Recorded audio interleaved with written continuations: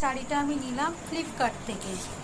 কালারটা খুব সুন্দর এসেছে, তো আমার তো খুব ভালো লেগেছে। হালকা স্কাইয়ের মধ্যে কেমন হয়েছে বন্ধুরা একটু বলবে কমেন্ট করে। তো এটা আমি ফ্লিপকার্ট থেকে নিলাম, বেশ ভালোই এসেছে।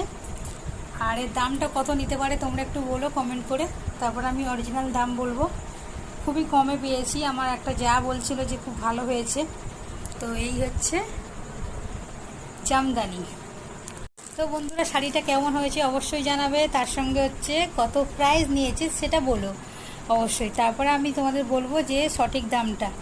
তো সাবধানে ঠাকুর দেখতে বেরিও, আর ভিড়ভাট্টার মধ্যে বেশি বাচ্চা নিয়ে না যাওয়াই ভালো। আমিও একটু চিন্তায় আছি যে কি করে বেরোবো। তো সবাই ভালো থেকো, সুস্থ থেকো, টাটা, বাই বাই।